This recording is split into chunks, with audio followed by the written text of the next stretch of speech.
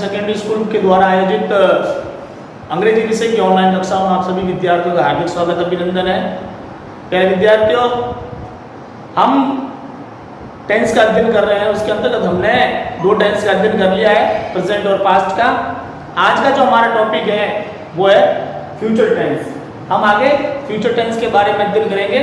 इसके भी present past की तरह चार भाग है: future simple, future continuous, future perfect और future perfect continuous.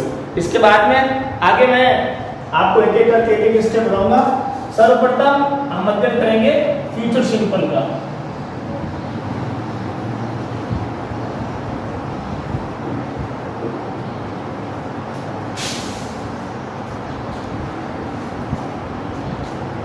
Future simple tense. अब फ्यूचर सिंपल टेंस वो टेंस होता है जिसमें भविष्य में घटित होने वाली घटनाओं और कार्यक्रमों के बारे में अध्ययन किया जाता है। अब सर्वप्रथम ये टेंस पहचानेंगे कैसे? आप अगर कोई हिंदी वाक्य लिखा हुआ है और उसको आपको आइडेंटिफाई करना है कि ये फ्यूचर टेंस का है, तो उसकी जो आइडेंटिफिकेशन जो मार्क्स होते हैं, आइडेंटिफिकेशन जो वर्ड्स होते हैं, मैं आपको बता देता हूं। हिंदी वाक्य में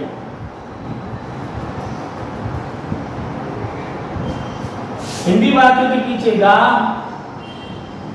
गे और गी, ये शब्द अगर किसी वाक्य के अंत में है तो निश्चित रूप से वो आपके फ्यूचर सिंपल टेंस होगा। अगर ये वाक्य अंग्रेजी में अगर आ जाए तो उसकी पहचान कैसे करेंगे? अंग्रेजी की जो एडवर्ब्स है वो क्या है? अंग्रेजी में इसमें आएगा एक तो टुमारो, जो आने वाले कल को दर्शाता है। फिर नेक्स्ट, इसका मतलब भी आगे वाली गति। नेक्स्ट के आगे कुछ भी हो सकता है, next day, next year, next month. और फ्यूचर टाइम,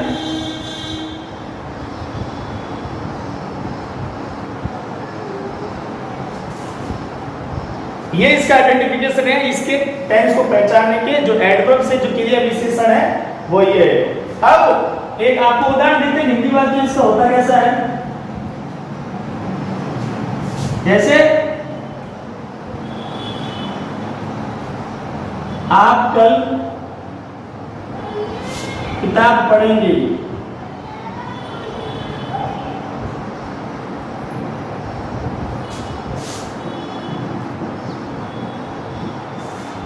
आप कल किताब पढ़ेंगे, ये इसमें देखिए अंत में गे,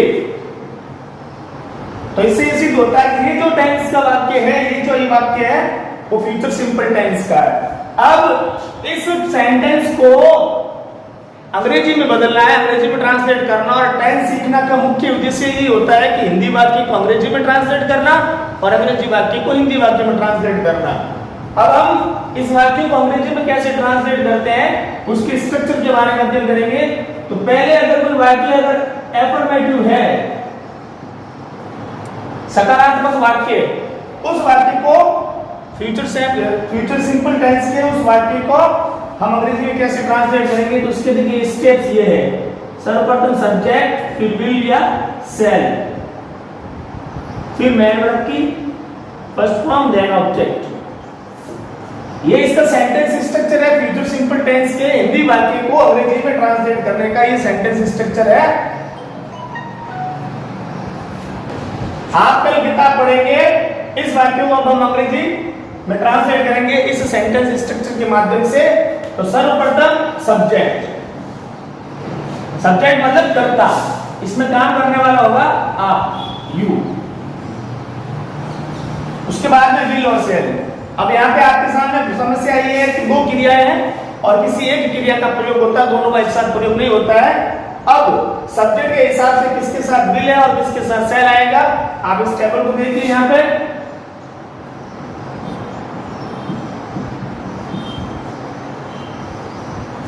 शैल जो है वो सिर्फ आई और वी के साथ ही आएगा, बाकी सभी सब्जेक्ट के साथ में विल का प्रयोग होगा। रेस्ट ऑफ ऑल, बाकी जितने भी सब्जेक्ट्स हैं उनके साथ में विल का प्रयोग होगा। अब देखिए हमारा सब्जेक्ट जो है वो यू, आई और वी में से कोई नहीं है, तो इसके साथ में हम विल का इस्तेमाल करेंगे, विल का प्रयोग करेंगे। उसके बाद में मैन वर्ब की फर्स्ट फॉर्म, पढ़ना, रीड। फर्स्ट फॉर्म है रीड, फिर ऑब्जेक्ट। अब कर्ता के द्वारा जो क्रिया की जा रही है उसका प्रभाव किस पर पड़ता है, वो होता है ऑब्जेक्ट। अब ऑब्जेक्ट है हमारा इसमें बुक, और फिर लास्ट में सेंटेंस के लास्ट में समय, समय है कल, टुमारो। तो इस तरह से हमने इस हिंदी वाक्य को इन सेंटेंस स्ट्रक्चर के माध्यम से इस प्रकार से हमने इसको अंग्रेजी में ट्रांसलेट किया। आपको थोड़ा ये बता देता हूं तो स्पष्ट हो जाएगा आपको।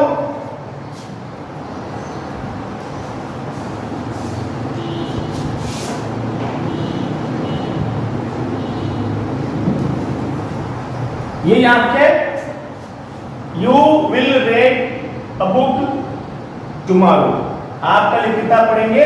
इस सेंटेंस स्ट्रक्चर के माध्यम से हमने इस हिंदी वाक्य को इस प्रकार से अंग्रेजी में ट्रांसलेट किया। आप इनको वाक्य बनाएंगे तब आपको इस तरह से अच्छी तरह से समझ में आ जाएगा। आगे मध्यम करेंगे नेगेटिव टेंस। आगे नेगेटिव वाक्य को किस प्रकार से अंग्रेजी में ट्रांसलेट करेंगे उसका सेंटेंस स्ट्रक्चर आपके सामने है। ये देखिए, प्रेजेंट फ्यूचर सिंपल के एफर्मेटिव के सेंटेंस स्ट्रक्चर को और इस सेंटेंस स्ट्रक्चर को अगर आप ध्यान से देखेंगे तो इसमें आपको एक चीज का ही फर्क नजर आएगा। जैसा कि इससे पहले वाले वीडियोस में मैं आपको बता चुका हूं कि नेगेटिव सेंटेंस में एफर्मेटिव सेंटेंस के स्थान पर या एफर्मेटिव सेंटेंस में तीसरे स्थान पर जब नॉट का प्रयोग कर देते हैं तो वो एफर्मेटिव सेंटेंस जो है वो नेगेटिव में कन्वर्ट हो जाता है। अब देखिए इधर फ्यूचर सिंपल का एफर्मेटिव सेंटेंस देखेंगे तो आपको बिल्कुल यही सेंटेंस स्ट्रक्चर आपको देखने को मिलेगा, सिर्फ नॉट नहीं होगा उसमें। और नॉट देखिए 1, 2 और 3, तीसरे स्थान पर नॉट आ रहा है। अब एक नेगेटिव सेंटेंस को हम ट्रांसलेट करते हैं, वही सेंटेंस वापस देते हैं।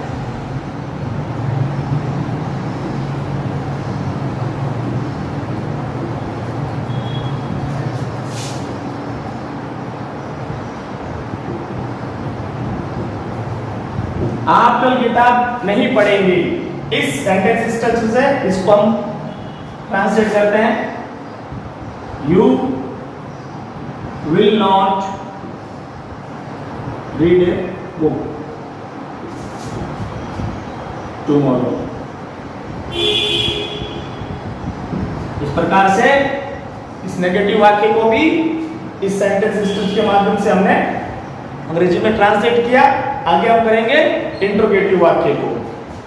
इंट्रोगेटिव सेंटेंस, इंट्रोगेटिव सेंटेंस देखिए, एफर्मेटिव के सेंटेंस में जो हेल्पिंग वर्ब्स थी ना विल और शैल, उसको वाक्य में सब्जेक्ट से पहले रख दो और वाक्य के अंत में क्वेश्चन मार्क साइन का प्रयोग करेंगे, तब वो वाक्य एफर्मेटिव जो है वो इंट्रोगेटिव में कन्वर्ट हो जाएगा। देखिए कैसे, उसमें सबसे पहले था सब्जेक्ट, मान लो हमने सब्जेक्ट यहाँ लिख दिया, प्लस में वहां पे था विल और शैल, हम विल और शैल को वाक्य के शुरू में रख देंगे इंट्रोगेटिव सेंटेंस इसलिए। उसके बाद में मैन वर्ब की फर्स्ट फॉर्म, फिर ऑब्जेक्ट और उसके बाद में क्वेश्चन मार्क साइन। देखिए स्टेप्स वही है लेकिन आगे पीछे है। इंट्रोगेटिव में एफर्मेटिव सेंटेंस में विल और शैल सब्जेक्ट और क्रिया के बीच में था, लेकिन जो ही वाक्य इंट्रोगेटिव हुआ है ये दोनों वाक्य के प्रारंभ में आ गया, अंत में क्वेश्चन मार्क साइन लग गया। इसको रटने से याद नहीं होने वाला, इसको आप समझ के करें तब आपको अच्छी तरीके से ये याद हो जाएगा, अच्छी तरह से समझ में आ जाएगा। अब एक सेंटेंस स्ट्रक्चर, एक उदाहरण समझते हैं हम।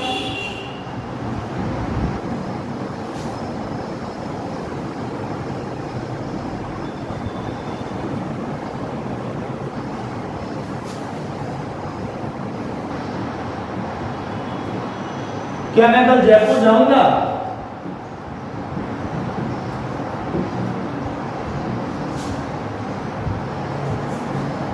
क्या मैं कल जयपुर जाऊंगा? अब इसको इस सेंटेंस के स्ट्रक्चर के माध्यम से समझते हैं। अब देखिए सबसे पहले विल और शैल में से किसी एक क्रिया का प्रयोग करना है। अब सब्जेक्ट के हिसाब से आपको क्रिया को पहले रखना है। सब्जेक्ट है हमारा मैं, आई, और आई के साथ आपको मैंने इससे पहले वाले वीडियो में बताया था, इससे पहले बताया था आपको आई और वी के साथ में हमेशा सेल का प्रयोग होता है। सेल आई, फिर वही गो टू जयपुर, समय टुमारो, क्वेश्चन मार्क साइन। इस प्रकार से ये इंट्रोगेटिव सेंटेंस भी खत्म हुआ। इंट्रोगेटिव सेंटेंस भी दो प्रकार से होते हैं। एक तो इंट्रोगेटिव सेंटेंस वो होते हैं जो मैं वर्ब की हेल्पिंग वर्ब से शुरू होता है, दूसरा वो होता है जो WH वर्ड से शुरू होते हैं। अब हम आगे अध्ययन करेंगे इंट्रोगेटिव नेगेटिव का। इंट्रोगेटिव नेगेटिव में देखिए आप, इंट्रोगेटिव के सेंटेंस को जिसका हमने अध्ययन अभी किया ऊपर, और नेगेटिव सेंटेंस जिसका अध्ययन हमने उससे ऊपर किया था, आप उन दोनों का एक कॉम्बिनेशन जो है वो है इंट्रोगेटिव नेगेटिव।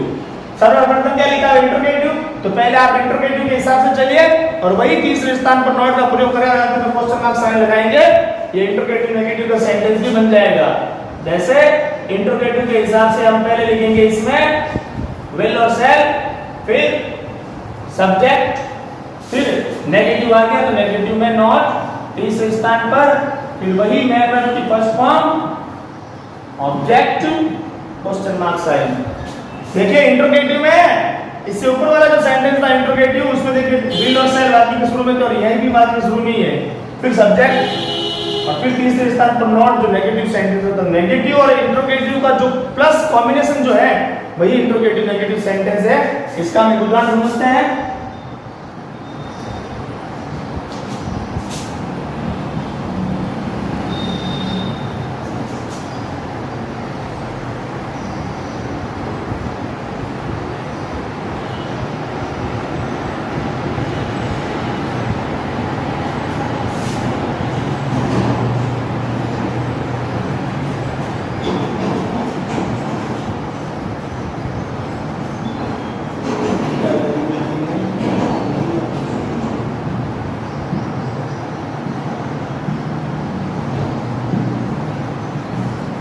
क्या वे अगले महीने नहीं आएंगी।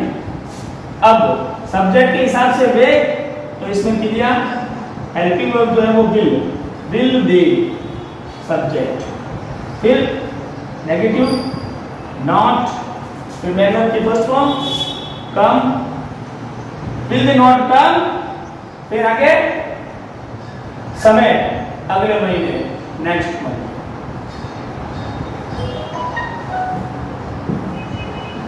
Will they not come next month? इस प्रकार से ये इंट्रोगेटिव नेगेटिव सेंटेंस भी अब पूरा हुआ और फ्यूचर सिंपल टेंस भी इस लास्ट सेंटेंस के साथ में समाप्त हुआ है।